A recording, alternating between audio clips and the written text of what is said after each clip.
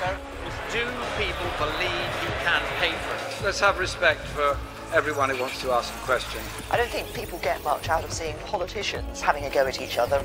Can anything be done about the shockingly biased media? Britain is in the midst of a snap election campaign. The vote is June 8th, and the way the story is being covered could well end up being a factor in the end result. This past Tuesday, the opposition Labour Party, led by Jeremy Corbyn, officially released its manifesto, its election platform. There were no big surprises in there because 5 days earlier, it had been leaked to the press. Presumably, that leak came from inside the Labour camp, but it's difficult to pinpoint the source because the party is divided between those who support Corbyn and his push to the left and those who want to keep Labour where it was, more of a centre-left party. In fact, Jeremy Corbyn's leadership is a major subplot in the election story. That it's an obsession of the right-wing press, which dominates the print market in the UK, is to be expected. The Sun, the Daily Mail, and others have been openly hostile toward Corbyn ever since he took over the leadership in 2015. But has there been a more subtle form of anti-Corbyn, anti-Labour bias in the country's broadcast media, which under UK regulatory laws are legally required to be balanced in their coverage? Our starting point this week is London.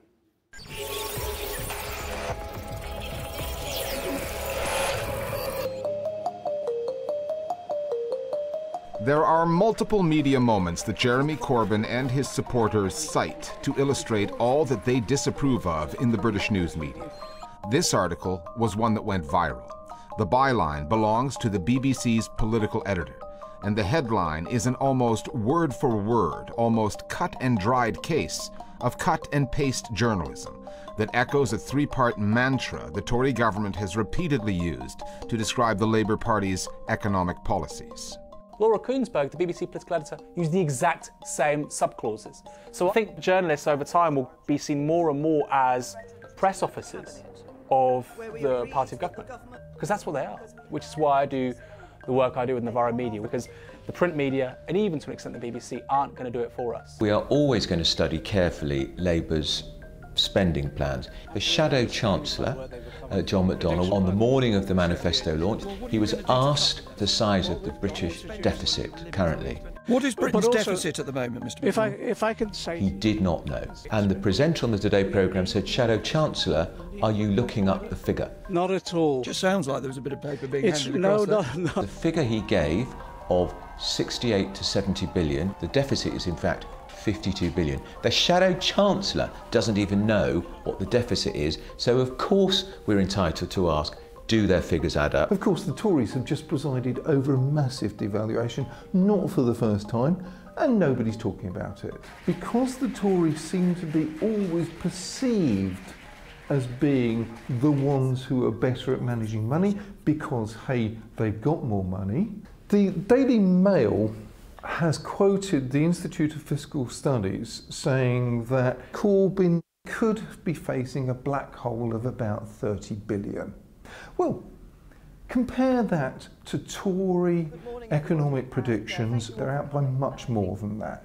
So who actually is fiscally incompetent here? Jeremy Corbyn's difficulties with the British news media are not all rooted in ideology. His determination to move his Labour Party to the political left in a country where 70% of the newspaper market tilts to the right. His party is split. When Corbyn ran for Labour leader in 2015 as an outsider, few expected him to win. He attracted record numbers of new members to the party, most of whom voted for him. But 90% of Labour's parliamentary wing, his fellow MPs, voted against Corbyn, with many saying he was simply unelectable. Faced with enemies within, armed with leftist policies, and a determination not to play the media game the way most British politicians do, all of that put Corbyn on a collision course with the journalists covering him. Jeremy Corbyn is not used to being doorstepped, as we call it. He's not used to having the press, TV cameras outside his front door, outside his office door. Is Labour going to be wiped out, Jeremy? He's not developed an easy manner with how to reply. Instead, he's chippy, cross, indignant. Do you mind the way, please, so I can get in the car? And looks thin-skinned, and the public can see it. Corbyn does not seem to have grasped how the media see him and therefore how he interacts with the media. From their point of view, he's not just the leader of the Labour Party. He is the leader of the opposition, and he needs to be acting accordingly, nor has he been giving them the chunks of red meat that they need to feed on in order to do stories. Yet, it's evident that many, many people find his very direct, authentic way of speaking. We lost the election, I believe, because we didn't offer a clear enough alternative to the... a viable antidote to the construction of popular personalities. And if we think about this election and its mediated process in a wider context, we of course have to think about a reality television show host being elected to become President of the United States. Cults of political personalities don't end up with the best outcome. I said, let's get out of these bailouts. The last two British elections, in 2010 and 2015, have included televised leaders' debates. Over a campaign lasting almost 2 months, debates allow voters to, for a few hours at least, examine candidates and their policies without having the event filtered by and through a media outlet. I've got a question in from Jeremy Corbyn of Islington. Except in this election, Prime Minister Theresa May, who was running on a platform of strong and stable leadership, simply refuses to take part in one. I don't think people get much out of seeing politicians sort of having a go at each other. In 2010, Gordon Brown didn't want to do them. David Cameron was calling him out, and eventually he caved in, because that's what people wanted. And Theresa May has to do the same thing. If she doesn't, if she hasn't got the bottle to go on TV and defend her record, I don't really trust her to do very much at all, to be frank. And she dismisses the idea of live television debate as insignificant.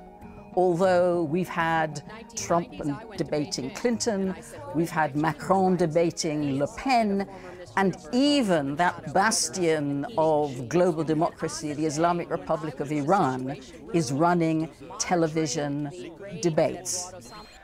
So it's quite counter to the spirit of democracy that the existing Prime Minister absents herself from this kind of debate.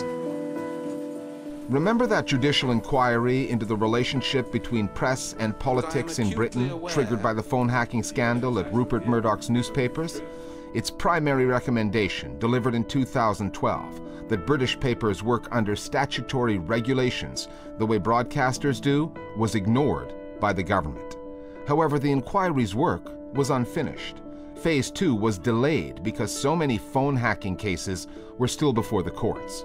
Although former Prime Minister David Cameron promised that Phase 2 would go ahead, his successor is now reneging on that. It's right there in the Conservative manifesto. The phone hacking scandal cost Murdoch's news outlets tens of millions in legal fees and out-of-court settlements. But that's all. Nothing else has changed. Rupert Murdoch is a supremely powerful man in British public life.